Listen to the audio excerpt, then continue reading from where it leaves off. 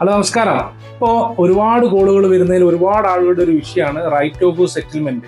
അങ്ങനെയുള്ള ഒരുപാട് ആളുകൾ ഈ സിവിൽ ഇഷ്യൂസുമായിട്ട് ബന്ധപ്പെട്ടിട്ടുള്ള ആളുകളുണ്ട്.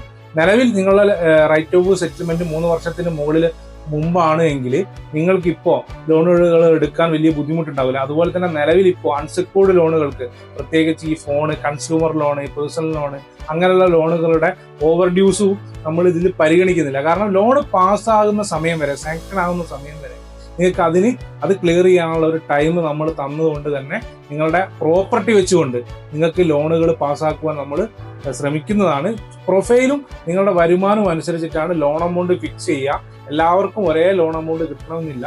അതുകൊണ്ട് തന്നെ നിങ്ങൾക്ക് ഇതുമായി ബന്ധപ്പെട്ട് ലോണുകൾ ആവശ്യമാണെങ്കിൽ നിങ്ങൾക്ക് ഞങ്ങളുമായി ബന്ധപ്പെടാവുന്നതാണ്.